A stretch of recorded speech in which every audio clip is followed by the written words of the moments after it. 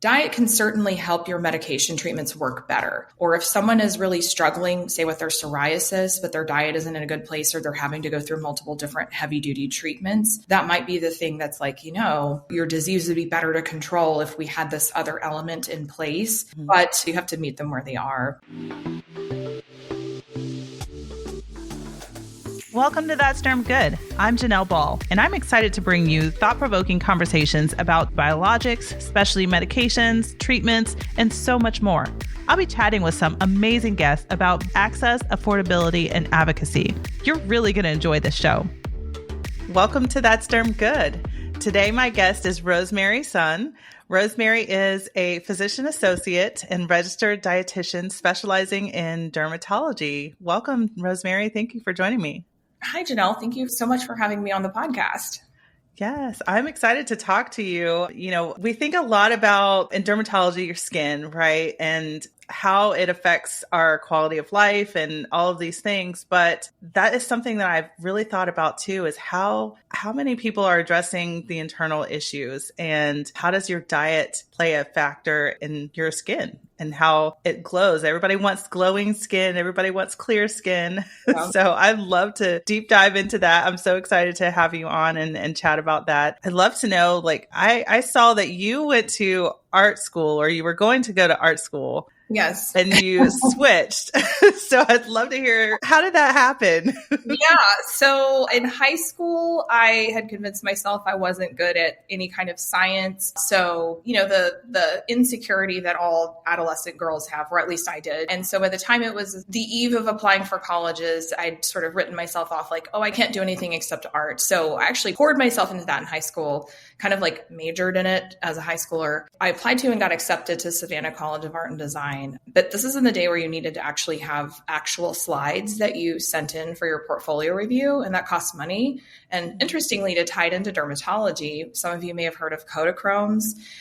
That is actually a type of slide film that you used. You would put in an actual carousel and flip slides. Anyway, I realized that probably I wouldn't be able to make a living doing that. And I also saw how much the tuition was. I got a scholarship, but it was still a lot of money. So I decided to go to Texas Women's University, which is closer to where I live, had a reasonable tuition. And before I even started taking classes, I switched to be a dietitian major because I didn't even know that was a thing. So poured myself fully into being a dietitian. I grew up in a family where people like to cook and eat. And I was like, wait, you can do that for a living? And then I started to discover what the PA profession was during my undergraduate. So it was a gradual chipping away while I was an undergrad, learning about what PAs were. And initially I was like, I'm not smart enough to be able to do that. But then I gained confidence and was doing awesome in my undergrad. Although I did actually minor in art, by the way. I didn't totally shove it aside, but I realized I'm not one of the aristocracy that can afford to go to art school and pay the tuition of $50K a semester, that kind of thing, and leave college with how much debt. So I was full force into being a dietitian. And then one of my jobs in college was to be a diet tech in the hospital on weekends.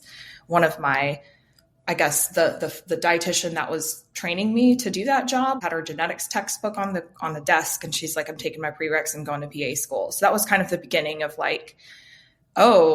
maybe I don't see myself continuing to be a dietitian forever. But I realized I needed to finish what I started, get a career, go out and work. At that time, I was an undergrad and my parents were helping me, and I'm grateful for that.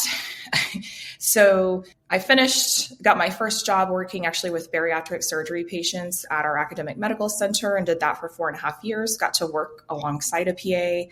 And she was, I think, very instrumental in encouraging me to go on and change my career. And she said, in another couple of years, you're going to be a few years older. What will you have done with that time? And I'm like, I can't argue with that. So I did my prereqs while I was working, went to PA school, and, it was the hardest thing I ever did, but I definitely would do it again if I had to. And it's been very rewarding. Yeah. Well, I was just thinking, okay, so you went to PA school. Were you automatically thinking, okay, I'm going to go into dermatology as well? It was not. I actually wanted to find some specialty where I could apply my background as a dietitian. So I did my elective in cardiology because I was like, that's a great place where they actually have a preventative cardiology clinic where they actually have a dietitian that works alongside the PA and an attending at our academic center. And I was like, that's so cool. I have my secret superpower. I'm also very adaptable and flexible. And at the end of it, ultimately, I was just like, I'd like to have a job at this institution because I'd had nice benefits. I'd had a good vacation plan. And working out in some of the smaller practices, it was like, oh no, we can't actually pay you a lot if you want health benefits. And I'm like, what? A PA can't even have health care? Like, I'm confused about that. So there just happened to be a position open in the dermatology department. And I feel like it's kind of a fate thing or a kismet thing, because a person that was another PA that worked in the clinic was sort of the trailblazer of the PAs in our derm department. She was the first PA that got hired on to be in the derm department. And then multiple years later, I remember hearing about the arrangement she had, which is where they kind of did a fellowship thing for her, but she got her full salary and was trained. And I had the benefit of receiving that. So I had people convince me like dermatology is really interesting. And I think the exposure we get to it in PA school is very minimal. And there were a lot of people that wanted to do it. So I was like, I'm not going to hang my hat on something that a lot of other people are much more like, gotta do it. But I feel very grateful and fortunate that it worked out that way, because it's been a great career. And I do my dietitian stuff for my patients. I mean, it makes sense, but you would never think those two would actually go together, because you don't really see that in a lot of derm offices. So what is a safety net hospital? My understanding of a safety net hospital is it's a healthcare center where people without funding of any kind or are underinsured can receive care. So we have a county hospital that receives people without any insurance, and they have their own charity funding sources that they can apply for. Their income based. Who are the people that are asking for this? These are a lot of like ordinary folks, like people that are elderly, like Medicare patients who don't have a secondary benefit. Lots and lots of older people. Let's say like, if you have someone that wanted to come fix your roof or do the plumbing or does childcare or your nail tech or washes dishes in a restaurant. These are all hardworking, busy people that really without formal benefits don't have any options for healthcare. It's really startling, because I think there's some that might be like, oh, they're just on the dole. And it's like, I have some school teachers who are on the self-pay charity discount plan because it winds up being a better deal for them rather than an Affordable Care Act plan that has a really high deductible and doesn't cover anything. Yeah. They're also Medicare and Medicaid. We do jail and prison health. They have I think basically any of the prison systems feed in, and that's where those people get their care. So I do see disabled folks of different ages, essentially the poor and the elderly. And so there's definitely a lot of challenges with the societal determinants of health that go into it. I actually kind of like the problem solving that goes with it, because it's like, oh, you couldn't complete your treatment because you lost everything in a fire, or you're unhoused right now. And, I had a person that has seborrheic dermatitis, and, the knee-jerk treatment is always ketoconazole shampoo. And then the person was like, well, I couldn't use it because right now the water heater is broken in my apartment and it's like the winter time. So I'm not taking a shower in ice cold water. And I'm like, well, thank you for telling me that, because that can help me modify my treatment for you. So yeah, it can be a lot. Sometimes I jokingly come up with bands that go with like the vibe. And I'm like, I feel like sometimes our clinic could be Parade of Sadness. It would be I think an indie rock band, with the lyrics. But people, it's actually really enjoy it, because you really actually feel like you are making a difference for people when you can give them a treatment that is life-changing. It sounds like you've got to do a lot of almost kind of consulting with the patient to find out, okay, what's your environment like? Because that plays such a huge factor in their treatment. Yes. And so how does diet fit into it? So I think, to bring it to the original topic, nutrition as a science is relatively recent compared to some of the other hard sciences like chemistry or physics or anatomy even, right? The history of science, they were starting this stuff off in the 1600s when they could do dissections or study physical properties like Isaac Newton. Nutrition is newer because we just simply didn't have the instruments to observe the things that are so small. The ancient Egyptians actually understood that there was something in liver that had some kind of health benefit. And we know now that that's vitamin A. The guy that described vitamin A, I believe his name is McCollum, he described it that and called it a vitamin. But I think if we maybe stumbled across it now, we would maybe refer to it as a hormone because of the effects that vitamin A has on protein expression. As a dietitian student, vitamin A was my favorite vitamin, and the liver is my favorite organ because I'm just a big dork. I'm a huge fan of retinoids, by the way. So that's why, like, that's part of it. And so we know that, then they started describing nutrition deficiencies like pellagra, beriberi, and eventually understood like single nutrients could actually have an impact on the skin. So we know that vitamins and minerals definitely have an impact on skin health.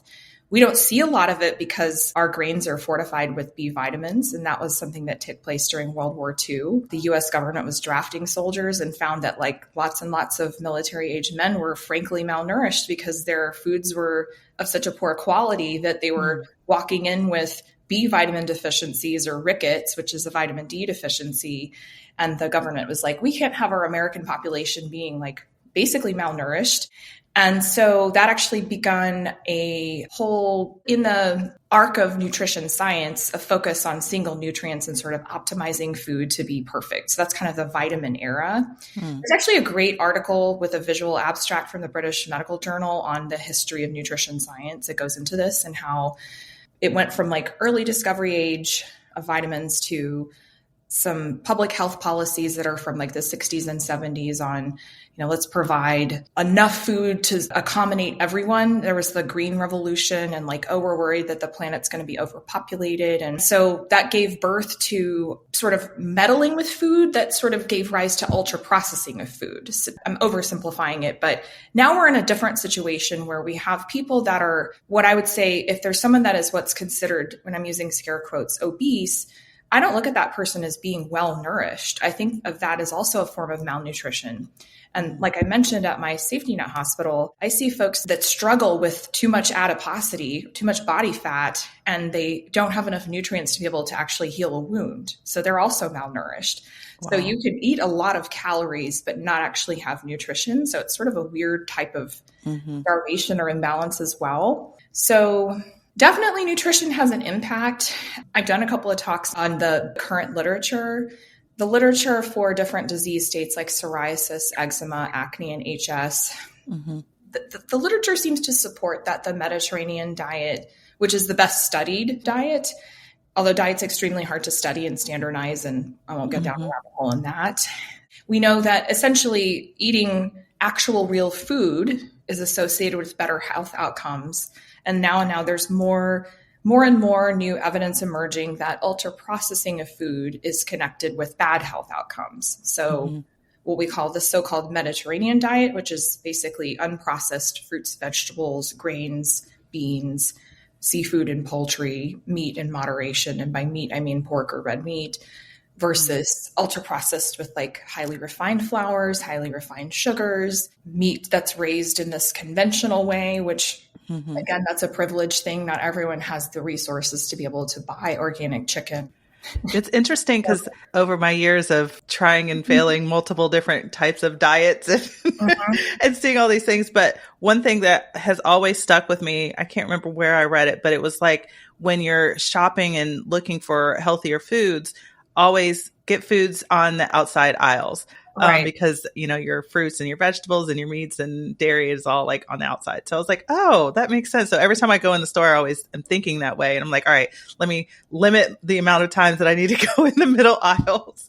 But it's a hard thing. I mean, and people, I'm sure they start multiple different diets because of the fads and things that are happening. And, oh yeah, you can lose 20 pounds in 2 weeks. And it's wild. I think, and then the thing about the perimeter of the grocery store is certainly true. Although I would say there are some exceptions, like dried beans and rice. There are certain canned vegetables that are still okay. Like canned tomatoes still retain pretty good nutritional quality after they've been preserved. I think you could do worse than canned corn. I wouldn't necessarily say that like eating canned green beans is awesome for you, but it's certainly better than like canned lasagna. But it is a privilege thing. And you definitely, fresh fruits and vegetables go bad. And that's, it's an indication like, oh, the food is still alive. That's something that I've been thinking about. I finished a book on the cold chain, which is the dorkiest thing ever, called Frostbitten by Nicola Twilley. And it's about how being able to store our food has changed a lot about modern life. And we don't have to go on a rabbit hole down that, but like, oh, the ability to have strawberries all year round is kind of a miracle. Being able to have frozen meat. So much of what we eat is stored in a warehouse, in a freezer, and there's this sort of standardization of what kinds of foods we can have year round.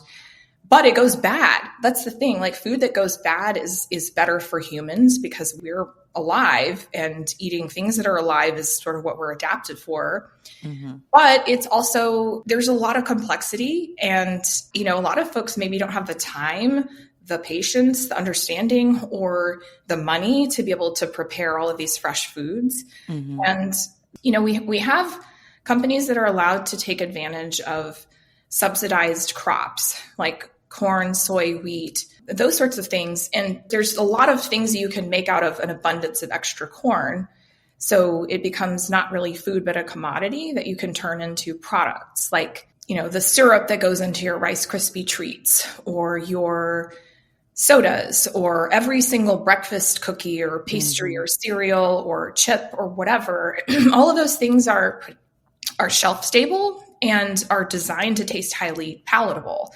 And those kinds of foods, which I use the word loosely, have been designed by people that are really intelligent. Like there's people with food science degrees. That is actually one path dietitians can go down.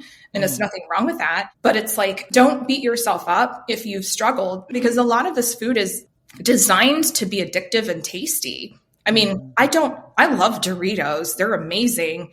Maybe I'm not supposed to say that, but they are designed to be wonderful and exciting and never boring in your mouth. Like every single one of them is new and novel and exciting. Carrots can't possibly stand up to that. Right. But carrots also can help you regulate your own appetite, whereas Doritos, you can't do it. It's complicated is what I'm saying. And there's never been a time in human history where wanting to eat things was ever a bad survival trait, right? This is relatively recent that we have the problem where people are trying to eat less. Like for most of all of time, people did not have enough to eat at all. Mm-hmm. We're in a weird place and we're figuring it out, I think, as we go along. Yeah. Have you ever seen that thing? It was on Netflix and it was called Super Size Me or something. And it was kind of talking about, which I didn't watch the whole thing, but it was really interesting to hear how the US, like our portion sizes are insane compared to other countries. I mean, it's an issue. We have an interesting food culture is what I have to say. And I don't think we necessarily have always valued the quality of food or slowing down to appreciate eating it, because we're just a different culture than, say, in places like Europe. So I remember watching that movie and it was absolutely horrifying because he was putting himself into liver failure, eating this very specific way. And I think, you know, the critics of it would be like, well, nobody actually eats like that. But it's like, well, I don't know. I mean, maybe not all every single day. Right. Every single day, but it's easy to eat that way. And, you know, I think articles talking about how most Americans are eating mostly ultra-processed food. Mm-hmm. So my advice to my patients, if they do ask me about their skin disease and how diet can help, I will say, you know, my like big picture stuff for a lot of people is like, hey, if you can do one thing that would improve your health, I think most of us say, quit smoking if you do. And the other thing that I say when my dietitian hat on is, don't drink soda or sugar sweetened beverages like that. If you can work on that, then we'll talk about the rest of it. But that's like the low hanging fruit because drinking sugary calories, our bodies are not actually built to be able to sort of register the calories that we get in liquids. So it's easy to consume a lot and not actually get a fullness signal. You don't get full from consuming that sugar. It's all still valid. Like your body's receiving that and having to do something with it, but you don't actually get satiety from it. So if anything, just eat your calories rather than drink them. That's the first step. It's like, oh, I can have more French fries and no soda. Cool. You know, I'd be like, that doesn't sound hard to me, right? If you had to pick. And then the next thing is if you can try to have more of things that are fruit or vegetable based, or try to eat real foods rather than chips or cookies or things like that. Like don't snack between meals, but eat a real food at least you'll get full from it. Maybe it'll be higher calorie, but yeah, I don't like to tell people not to have a banana or grapes because there's too much sugar in it. I'm like, no one ever became diabetic from eating bananas.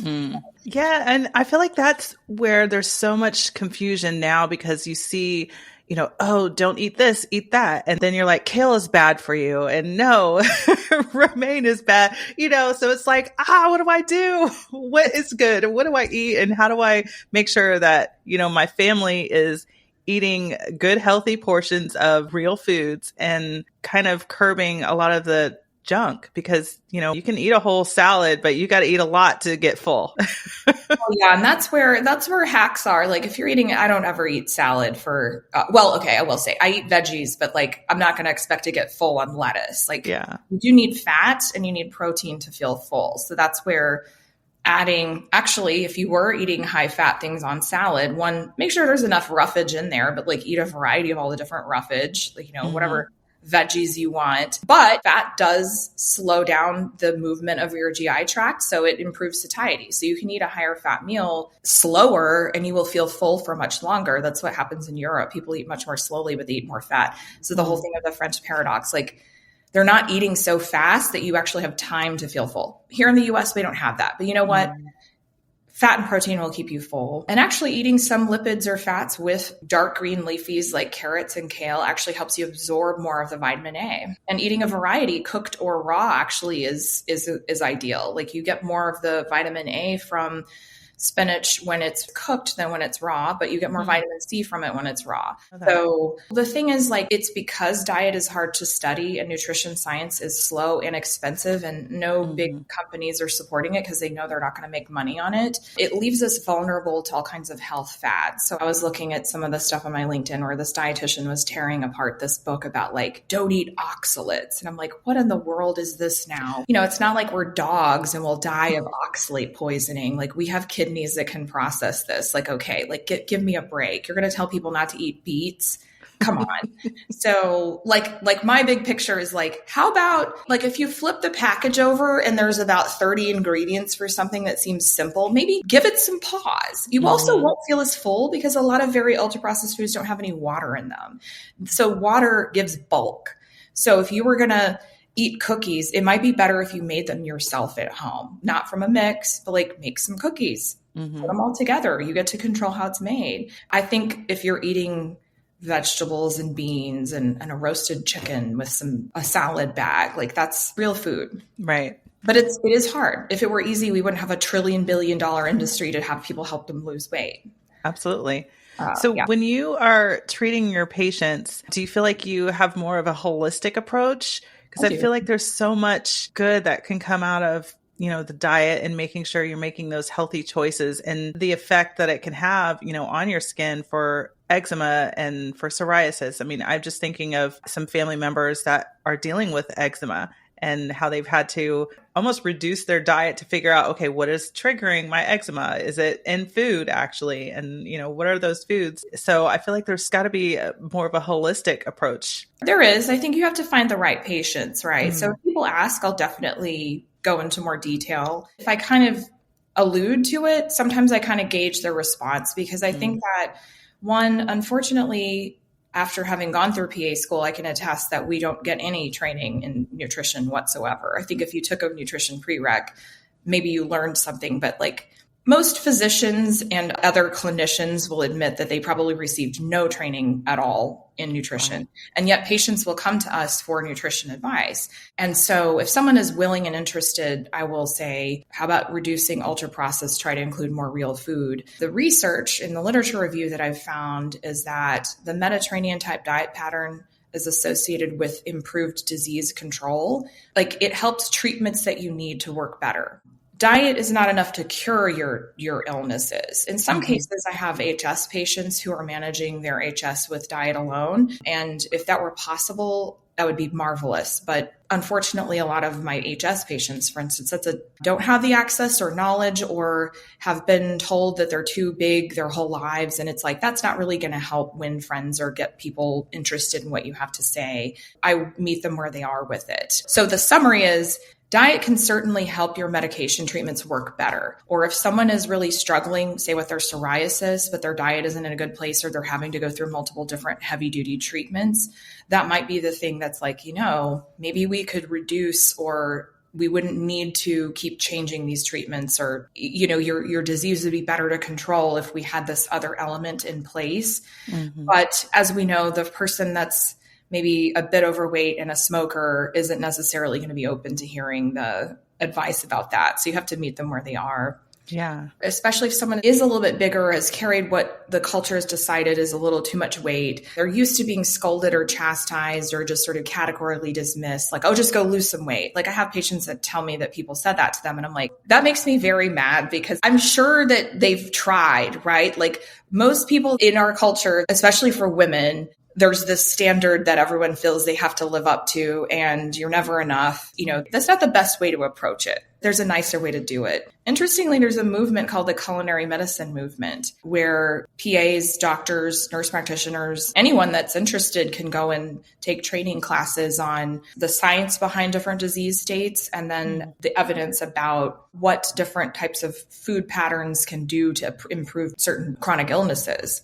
Interestingly, the registered dietitian community doesn't necessarily overlap, or it's there, but it's interesting how culinary medicine is a little bit separate from it. And I actually haven't explored why it is that dietitians aren't more involved with that. But if there is a dietitian listening, please feel free to contact me. I'd be curious to know. I haven't had time to look into it. But yeah, that's really interesting. I like that. It makes sense. I feel like there's so much more awareness that people are looking at. I feel like it's all over social media. I feel like I see this all the time where they're in Costco and they're like, get this, don't get that.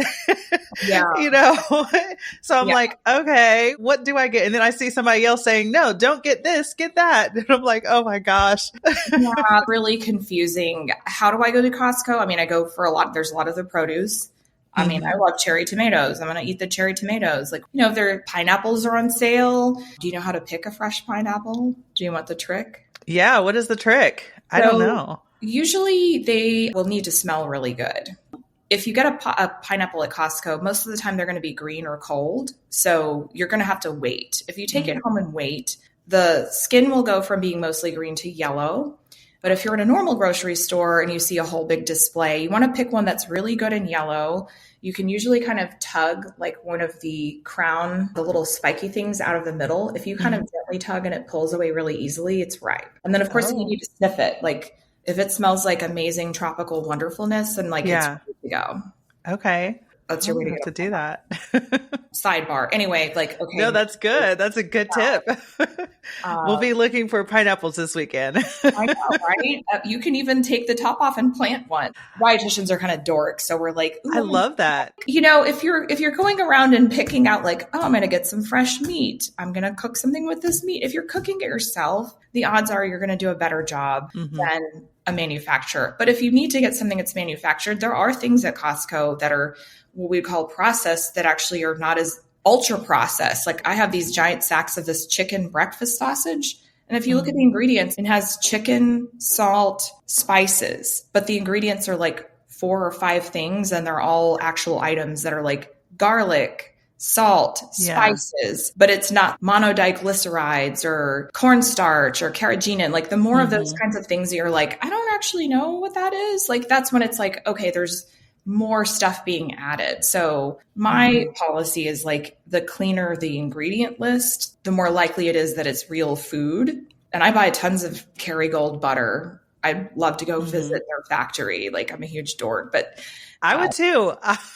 I do love Kerrygold butter. So good. It's like really good butter, right? But then they have all those little fun snacks, even things that are like keto. And I'm like, this isn't good for you, but like you could do damage control or like what the public health sphere, they call harm reduction, right? If you're eating chocolate covered nuts, that's better than cheese balls that are, they're purely made up, right? So you could do worse, better, not perfect. Right. Just looking at the ingredients. Yes. Don't let perfect be the enemy of good. Yeah. it's hard for ordinary folks to be like, what am I supposed to do? There's a lot of fear and anxiety that's infused into it. Like somehow you're doing something bad. But a lot of the things where they're like, don't do this. It's like, well, what are you selling? Like usually you can trace it back to someone's personal brand, or they're selling some supplement or something like that. And usually when you trace it back, you're like, okay, you're trying to hustle, or you're selling your cereal bar or whatever it is. You don't actually care about people. One thing that I will say I've been on this cheese has been, which I don't know if it's like not that great to be eating all the time, but I love cheese. I love dairy. Okay. So the shredded cheese packets, right? They have this powdered cellulose. Is it wood chips? Oh, yeah. It's probably like something from plant material, but it could come from like, say, corn husks, right? So cellulose is just the matter of leaves or stalks or whatever.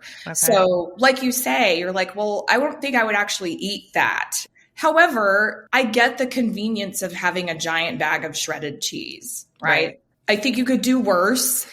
Right. I also understand they'll also put things like natamycin, which is an antifungal, in some of the shredded cheese products. And you'll look at that and you'll be like, oh, that hurts my feelings. So I don't know, maybe check if they have a shredded organic one. They may not have cellulose. I have not seen those. So I've been on this kick. I'm looking every time I'm picking up a pack of shredded cheese, but I've been trying to I've ordered one of those grinders so I don't have to crank my arm, because it's time consuming if I have to shred cheese by hand. Food processors have an attachment, but it's like a huge hassle to take out your food processor. I got this cookbook. One of the doctors I work with is like, it's called Nothing Fancy. And the lady does these dinner parties and she's like, I never buy shredded cheese. And I'm like, well, I'm so happy for you for that.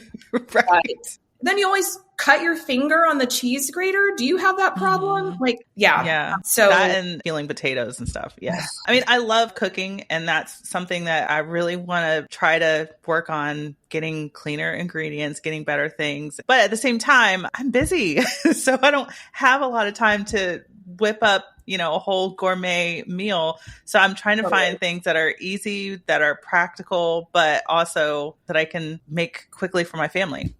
I'm going to do a shout out to the two culinary medicine mavens that are at my academic institution. One's Dr. Jacqueline Albin and Millette Seiler, her dietitian. Millette does cooking classes. I think she actually went to the Culinary Institute of America. And she and Dr. Albin are into the half scratch concept, which is like, you don't have to create this whole gourmet meal every day. Like sometimes you can get ingredients and make it half scratch, right? Like, oh, I'm preparing a meal for my family.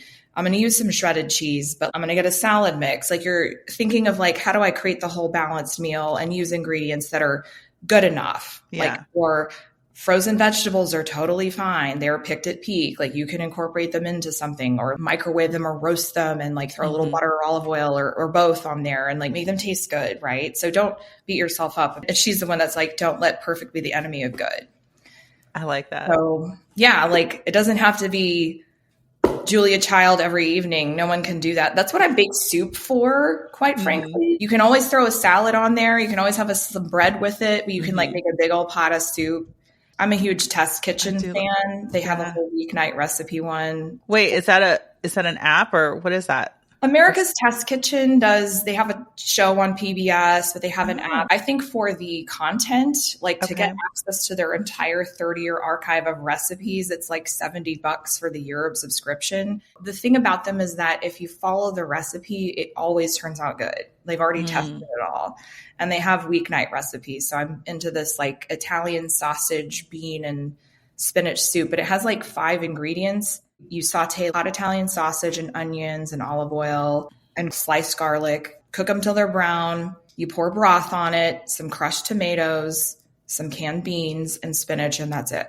Okay. And you let it like simmer. And then I leave it and then eat it the next day. And it's like incredible. And it does actually come together in about 30 minutes. Yeah. And you could do that. Like I do it on a Sunday afternoon and have it sit in the pot. And then I have it for the week. I feel like I could sit and talk about food because I love to like cook and bake. I do like baking more. Okay, so obviously refined sugar is not the greatest for you, but what about these other sweeteners? Artificial or so-called natural sweeteners? So-called natural sweeteners. So agave and honey and what are the other ones? The reality is it's still sugar. it's still actual sugar. Oh, coconut sugar, right? Like I've actually played with coconut sugar. It does taste less sweet. So what gives high sweetness is sucrose is a disaccharide, which has one molecule of glucose and one molecule of fructose.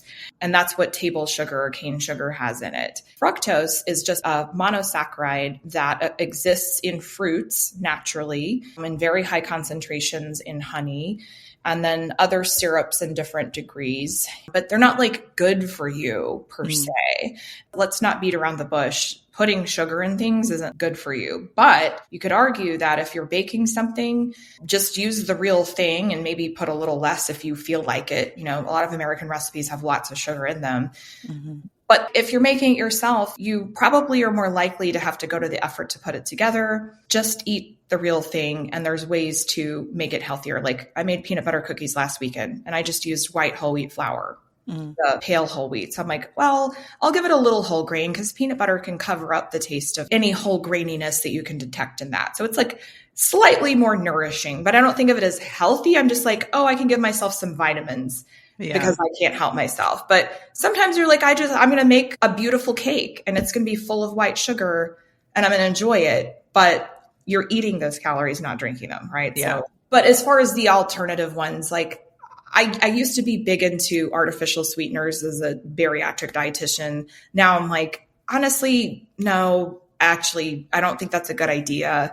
There's kind of the jury's out on whether diet sodas actually trigger a release of insulin as well as like actual sodas do. So it's like sodas in general aren't really good for you. Like probably you should just reduce the amount of them you're drinking altogether, although caffeine is a whole other discussion. But like all of those different alternative sweeteners, I think really they are sugar. Yeah. So like the stevia and like it's plant-based. You know, if you want to use that, sure. I don't care for the way it tastes, but I don't if it either. works for you, then like cool. But I feel like with nature, there's always like your body's trying to figure it out. It's like, wait, I'm feeling sweetness, but I'm not getting calories. I'm confused. So that might make it harder for you to feel full. So you might wind up overeating by accident. And I mean, this is still like, there's no research to kind of say yay or nay. But I think if it kind of doesn't pass the smell test, it should be like, oh, it's actual sugar. We shouldn't eat it every day. But you know what? If you can't have cake, what's the point? Right. Yeah. I know my brother was switching out from putting sugar in his coffee to maple syrup and like, you know, making little lattes and stuff. It's still sugar. It tastes different. And I'm like, I can't get it. I don't know. It doesn't do it for me. I'm like, syrup goes on waffles, French toast. Yeah. Well, I guess if you were like, technically maple syrup has some other vitamins and minerals in it. Like it's got a little bit of nutritive value. Better. If you want to have sugar in your coffee, like just put a little sugar in your coffee. Or limiting the amount. Yeah. Or like maybe try to, rather than quit altogether, like try to reduce it down by like half a teaspoon every day, or you can train yourself to prefer less. But the American palate, we like things sweet. And I mean, it's natural to like things that are sweet. It is hard. I will say years ago, I think I did South Beach where you like eliminate all sugars. So you don't eat any like fruits or anything. You know, it was great. And I was able to, you know, drink coffee with no sugar, just black. And I can't do that anymore still. Like, no, I can't do black coffee. It does detox everything. So I mean, in a way, it kind of helped, but then, you know, right back on it when you start eating a little bit of sugar and then it's got to be the self-control, I kind think. of spiral. Yeah. I definitely like half and half in my coffee. Like I don't necessarily have sweet coffee. Does like ice cream coffee taste wonderful? Yeah, absolutely it does. But yeah, drinking black is like a little too hard for me. It's very acidic. Although the cold brew people would be like, no, you could do it this different way. I'm like, whatever. It's your preference. Okay. I think you can do worse than drinking a cup of coffee, right? Yeah. But, I mean, there's all the energy drinks and caffeine, but then it's not that. It's like the fact that we don't value sleeping and having restful. So that's a whole discussion. That's another whole thing. So yeah, it's unfortunate that, you know, there's so much kind of torment and frustration and confusion about what you're supposed to do. But I think that if you return back to like, what's the simple answer? It's like, it turns out eating real food is okay. And the other stuff is like, maybe not all the time. and things that like only the rich could afford back in the long time ago. Maybe we shouldn't eat those every day because they got gout. Only the kings got gout. And that's because they literally ate a whole barnyard's worth of animals and cheese and wine and like gallons. And, you know, if you read about some of the stuff that like the nobility ate, it's like insane. So, you know, you don't eat a cake every day, but if you want on the weekend, like, yeah. I love what you're doing. So you're also the medical liaison to the American Academy of Dermatology at the American Academy of Physician Associates? Yes, I am that on paper. The AAD, it's not currently very active, but it is on paper and we're willing to talk whenever they want. I think they've been more interested in interacting with the SDPA, but yes, I'm in that liaison position. Okay. I'm all about like, let's all get along. Let's all work together. We're all trying to accomplish the same thing, which is like take good care of our patients. So yeah, absolutely. That's so good. I don't see a lot of diet brought into dermatology. And I think that it's important. I was talking to somebody else too, because we were talking about the mental aspect as well in dermatology. And, you know, there's so much with some of these chronic conditions. It affects the quality of life. It affects, you know, your diet, your mental ability to cope and to deal with things. And, you know, I love that diet is being brought into derm space, and it's so good. This has been so much fun talking to you. I feel like we could go on about other things. As I'm talking, I'm like, oh, what about milks and almond milk and oat milk and all? A whole other one. We could do a whole other one. I will put in a plug for one of my favorite food podcasts called Gastropod. They do food through the lens of science and history, and I've learned so much from them. I think they do probably have an episode about artificial milk or milks with scare quotes. And that's a whole, I'll also put in a plug for a book called Fearing the Black Body.